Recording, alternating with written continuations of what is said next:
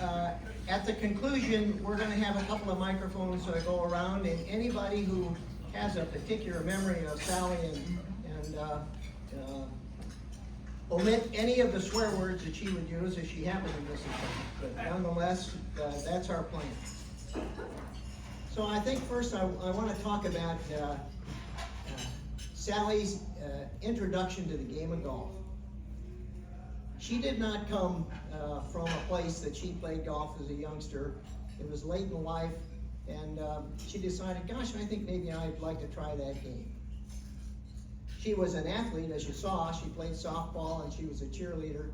And in looking at those pictures that have come on the screen, you know that she was awfully pretty, which kind of was something I liked.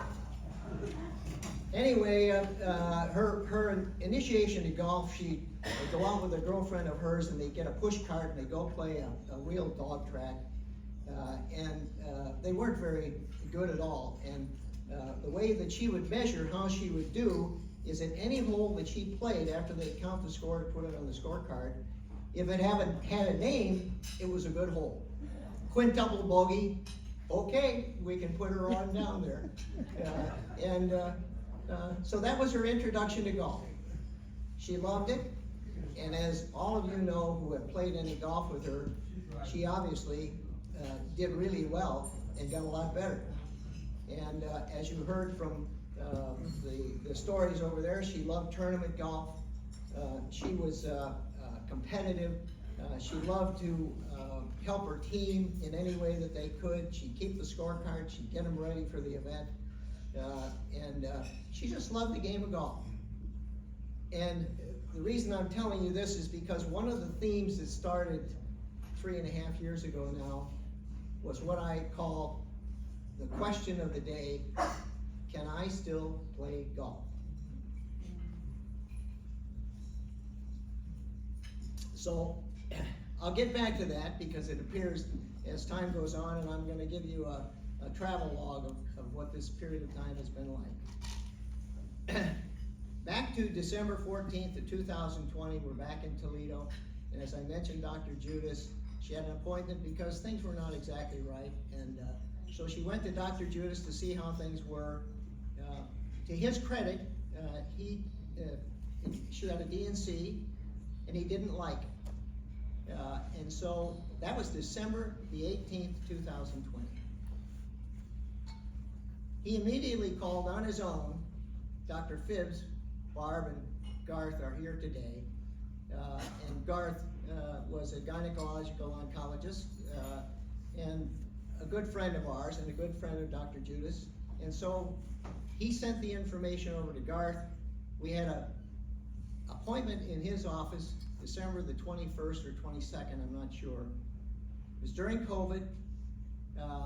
Garth was leaving on Christmas Day. They have a home over on the other side of the state.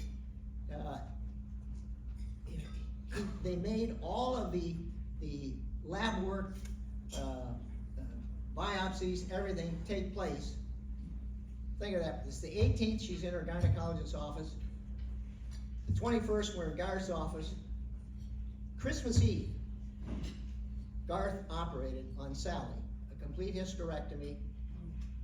The decision was that she had cancer. And so at that night, after Garth had done his work, we then go into the next phase. And this phase I call hide and seek. We were the seekers, it was the hider. She began after the first of the year, 2021, with her chemotherapy regimen and radiation, and began the process of having our seekers find those hiders. And if we're successful, everything is fine. We go about our business. Well, this weekend at Bonita Bay, there's a tournament. It's called the Couples Tournament. It's a one-day practice round, starts tomorrow, 2 days of golf. 3 years ago, almost to this day, we had invited a couple to come over and play with us. the Murtaughs, which are here from the other side of the state. They're Toledo people. Dan is a retired physician. He called before the event when he heard about what was happening with Sally. He said, you know, we can do this another time. Would you prefer that we not come over now? I said, well, let me ask Sally. This is the part of the can I still play golf, but early on it was I'm playing golf. There wasn't any question. Over they come. So we played the practice round. Afterwards, she was very tired, and we're sitting around that night just having a glass of wine. Sal's fallen asleep in the chair. She says, I gotta get to bed. So she goes off to bed. I said to Dan and Stafford, they said to me, we don't have to do this. I mean, she's not, this was the worst period of not feeling well through almost all of the things that happened in her journey. Well, I said, I'll ask her. So we go to bed, get up in the morning. She's already up, fresh fruit, something to nibble on. Off we're going, we're playing golf. 18 holes, off she goes. Back here to our place. Social activities to some degree, she would have none of that, goes to bed. Up the next morning, same deal. Getting things ready for her guests, off to the golf course, back home, too tired again. Danny said to me, he said, I have never seen anybody who could do what she did with what was going on. So now we're in treatment, and we think things are going well. The Murtaughs are gone, we're moving along, doing her visits and the medications. We think the seekers have got the hiders. We couldn't have been happier. Everything is going well. About the end, we get back down here, and we're now in the care of, really, Garth would communicate with Dr. Rubin, and we could do treatments here or treatments in Toledo, but for the most part, we were back here through the winter to have treatments done here at Dr. Rubin's office. So the year goes on, and we're towards the end of the year, and she's beginning to have pain in her hips. And we couldn't figure out what in the world was going on, and so we go to Dr. Rubin. He says, you know, I think you should have a PET scan. We were unfamiliar with those things. I'm sure many of the people in the room are very familiar. They've had it. Well, we're in the doctor's office, and Dr. Rubin is standing there, and on the wall behind him is this skeleton with the beginnings of a Christmas tree, which was not good news. So he's telling us what this is all about, and it was about 10 o'clock in the morning, and he calls his friend, Dr. Nakfor, who's a phenomenal radiological oncologist, and they're talking on the phone. Turns the phone around, he FaceTimed. Turns the phone around, he said, Dr. Nakfor, these are the Watermans. Watermans, this is Dr. Nakfor. So the two doctors are talking back and forth, and all of a sudden, Dr. Rubin is trying to get us, trying to get Dr. Nakfor to get on board to do his radiation treatments. Dr. Nakfor, and I can hear him, he says, you think they can come over to see me? Well, what time? How about 11 o'clock? So where is he? He's 5 minutes away. Off we go to Dr. Nakfor's office. That's an example of the kind of medical treatment we have received from every physician, from Dr. Judas, Dr. Phibbs, Dr. Rubin, Dr. Nakfor. We're in the office, door opens, and here's this young guy. He's a great guy, even though I think he's a Michigan grad, which you gotta put up with things if you really want to get the right outcome. So anyway, he comes in and he says, boy, this is your lucky day. How can you say that to us? We're not having any fun at all. He said, well, in a few minutes, he says, Super Brains is gonna open the door and come on in here. He is a retired Harvard medical professor that's done 1,000 books. He's one of the foremost radiological oncologists in the country. He just finishes that, the door opens, and in comes Super Brains, and he sits in a chair right across from us. So they're talking about how in the world they're gonna, what seekers they can send to find the hiders to kill him. So we're done with this business. And they're talking back and forth in their medical terms. He said, you know, it looks a little funny over here on L5. That's part of the report. Sally, could you have a CT scan today? Well, where is it? It's right over here. Well, how do I do that? I'll call. At 1:30 that day, she left the office there, went and had a CT scan, gave them the information that they needed so that they could begin giving us the right seekers in the right place to find the hiders. Reuben, at the same time, is trying to figure out what sort of medical treatment you can have beyond the radiation. So we go back over to him, and he recommends a clinical trial, Florida Cancer Specialists, which is a phenomenal organization throughout the state of Ohio. They've got all the state-of-the-art things that you would want. And we take part in it. There was a clinical trial up in Sarasota, and so she did a combination of the clinical trial and the radiation. And again, we think we've got the seekers that are finding all the hiders. Time goes by. When you get into a trial, everything is beautiful until the word progression shows up. Boom.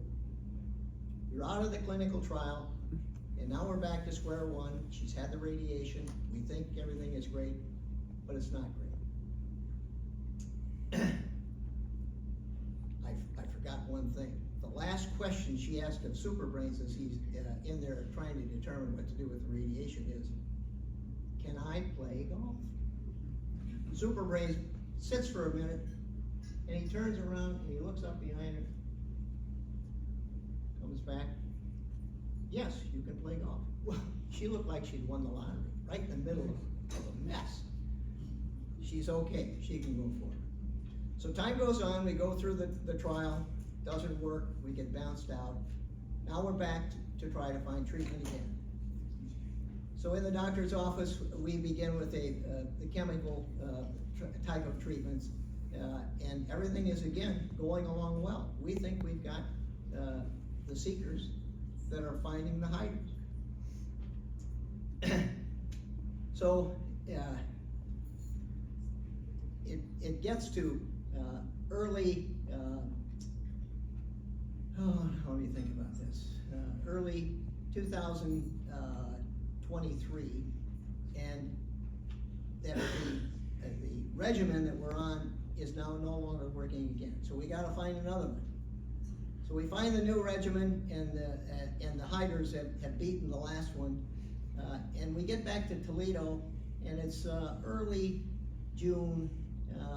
Her left shoulder is bothering her. So this time I said, you know, why don't we call Dr. Sadami? He's another Inverness member, a great guy, very smart. He has a huge orthopedic clinic. So I call Steve. He says, well, what are you doing? I said, well, we're over here. And he said, can you be here at 2 o'clock? This is at 11, I called. No appointments, no nothing, come on over. So he takes a look at her shoulder, and he says, I want to, we have a machine, we can do a scan on your shoulder here. So we're gonna do that. She goes off, gets the scan, he looks at it, comes back in, he said, well, your shoulder's got some arthritis in it. And at this time, she had lost a lot of weight. And one comment aside, I will say, anybody who's seen Sally, I never saw anybody be so sick and be so beautiful. She was gorgeous. So a lot of people think that she's faking with this whole thing because of what's going on, and she's still so pretty. So the doc says, he looks at the scan and he says, you know, you've lost so much weight, I'm just not sure that a shoulder replacement would be a good thing. He said, I wonder if maybe a cortisone shot would work. Well, that sounded pretty good to us. And she doesn't know he's got a needle behind his thigh. These guys are really clever in how to do these things. She saw it, no way would that ever happen. He zaps her with that thing. Well, I'm telling you, in a week, she was fine. She's back playing golf. Life is good again. It's all everything is fine. So we're going along, and we get to mid-July about, and once again, her bones in her hip were starting to bother her. I said, you know, that cortisone shot works so good. Why don't we go? We'll give Sadami a call. I bet he can put another one in there, and you're going to be just fine. So we go over to the office. He makes time for us. He had us see Dr. Reagan, who is one of his associates and deals in these things. He said, I need a scan, so he takes the scan. The scan comes back, or x-ray, whatever it is. Her femur had new material in it. She had fractured bones. It was moving over. I'll say this, and I may not get it right, but I'm close. The acetabulum is a bone there. And the guy said, I cannot give you an injection of cortisone, and I want to tell you that it's so fragile there that you could break that bone in a heartbeat, and that would not be very good. So we go from their office out to Inverness. It's a beautiful day like this. We're sitting on the patio and having a glass of wine and trying to figure out what we're going to do. All of a sudden, up walks Doc Sadami. He was over hitting balls. Comes over, sits down at the table, and he knew what had taken place in his office. Sal's there, and she says, can I play golf? Well, he didn't like that. He was squirming around. He didn't want to tell her what he actually thought. But she peppered him enough times that he finally says, well, I'll tell you what. If you promise not to twist your hips in the golf swing, you can probably play golf. Probably to her was like a guarantee. I'm playing golf. So she's back in business again. For you girls that have played with her down here, if you watched her swing from where it was to where it was today, she swung without twisting her hips.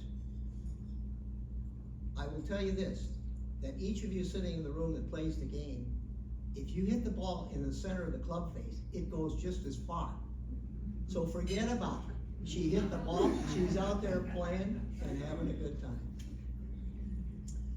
So that's about July. We get back here and she's under another of the chemical treatments, and we're January of this year in Dr. Rubin's office again. And Sal had, I gotta digress. September, we're playing what really was about our last round of golf at Inverness. And Inverness, many of you that are here know the golf course. Those that are not, the first hole, it's a very difficult golf course to begin with. The first hole has a hill and a valley, and then you go up a hill that's about 25 or 30 feet to the green. Because of what was going on, when we played together, or played with anybody, I wouldn't let her hit it out of the rough. I wouldn't let her go on to any hills. I'd hold her hand to get up to the green. And this is, the girls did this too, and the caddies would do this too. They took care of her just exactly like I'm describing. She hit it in the bunker, which she was a great bunker player, which is unbelievable. Most people have trouble, not her. We take the ball, if she'd hit it out of the bunker, somebody else would rake the bunker for her, and off we go. So we're in the valley, Sally and I, and we're playing with our good friends, the Hopples, who are good players. We're lagging a little bit, and her ball's in the rough, and I take it out and put it on the short grass. Craig and Pat are up on the green, on the edge of the green. She would get her club out, the way she would do things, she'd get her club out, she'd look at the pin, and she'd stand back behind it and get herself right, and then she'd move up to get the ball. Well, this time she moves back, she catches her heel. Oh, I mean, everything in the world is exposed just as much as if it did. Anyway, it was fun. Her hair is completely off, lying on the ground behind her. Craig and Pat see this.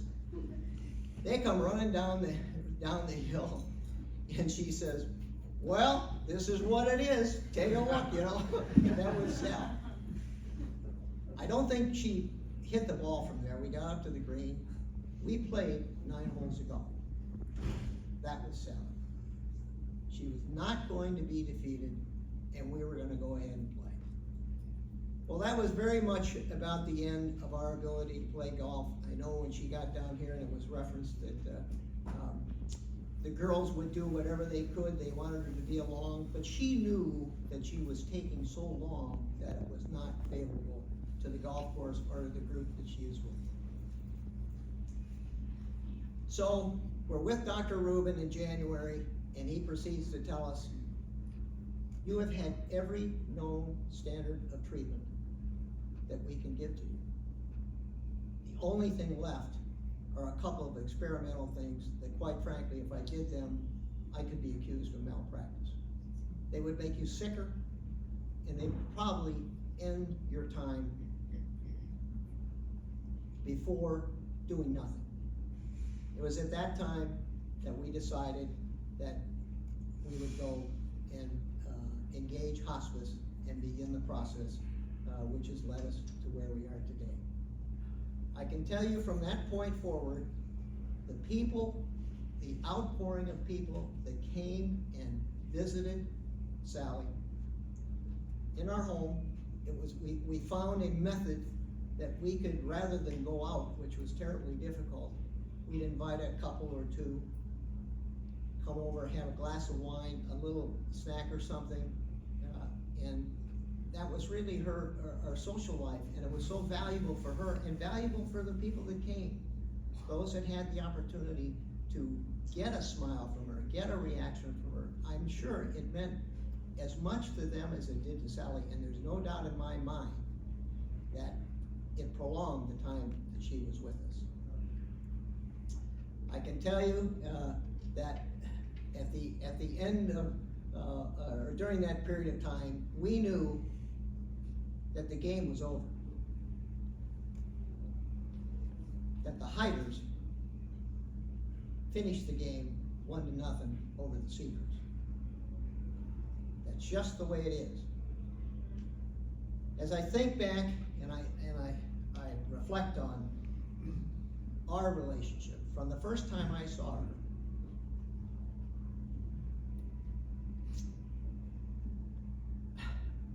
she was so attractive, I just couldn't do anything but be with her. As time passed and our relationship strengthened and we fell in love and we married, we had a great time together. It was referenced. We've done things that are remarkable. We have friends that we've traveled the world. She played golf all over the world. And loved it. What I grew more than even love was admiration.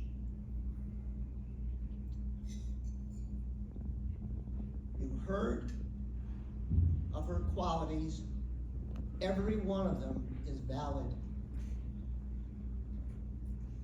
Her ability to bring anyone into her circle without any prejudice or anything. She never criticized other people. She just did not, she wasn't into gossip or any part of that. She loved her garden. She took care of me. She took care of our home. She liked to talk. She'd sweep the street. She'd sweep the stairs on the place outside.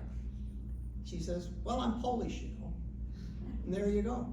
She says, that's the way she liked. She would use a Q-tip in doing her car, the dashboard on her car. She'd use a Q-tip to get into the little places. She was a great lady. I miss her greatly now, and I always will. she is in a better place. She's formed a golf group. She's taking the game. She probably has birdie juice up there, if I know. She's in a better place. And I'm happy that her suffering is over. Now I'm gonna jump back. I've got something to show you. This is the beginning. What I've told you was our life. What I'm gonna show you now, and what I wish you people will do if you have the ability, is to give your story of Sally. I'm gonna give you a story that happened December 14th, 2020, when we're home for the celebration and the birthday party. It happened to be her 70th birthday. I'm a terrible gift giver. I'm not creative in anything like that. I said to Jenny, Jen, honey, do you have any ideas what I could do for her 70th birthday? She said, well, I do have an idea. I saw this. There's an organization called Cameo. You can get online, and Cameo is, it's a collection of singers, actors, politicians, sports figures, and if you find someone that you like, or that she would like in this case, you can pay a fee to their charity, give them some information, and they will get back to you with a video. I'm gonna play this for you now. You're gonna see the video, but before you do the event as it took place, we're gonna play the video of the message from the person that we retained, because you can't hear the message when the actual video is being played. You'll just see Sal in all of her greatness, and I want you to see this. So, Becky, can you help me? This is the message that is being given to her when we get to her video.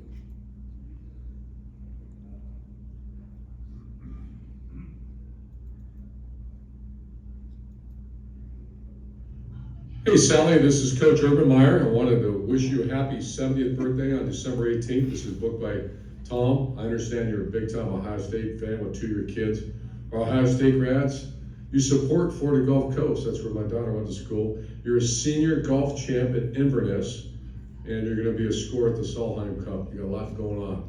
Most importantly, your husband wanted to wish you happy 70th birthday. So go Bucks, happy birthday, have great holidays.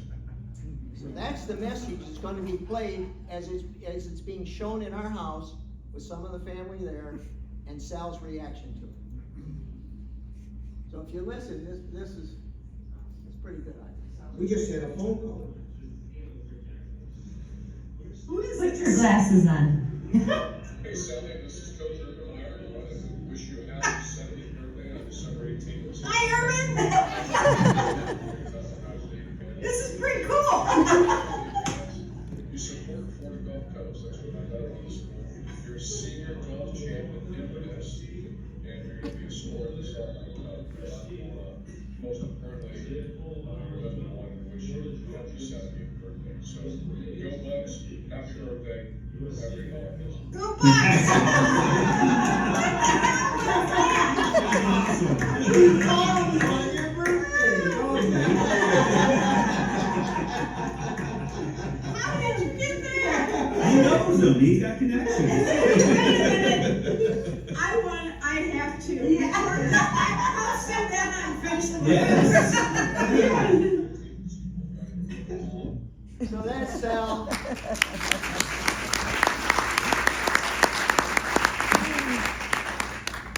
Just as wonderful as she could be, with her family, having a good time. So that's all that I have to say. The boys are gonna come by, they'll have a microphone. Anybody who wishes to have a little memory that they wanna share with us, just raise your hand, and one of the boys will be there to have you. You wanna go get a microphone?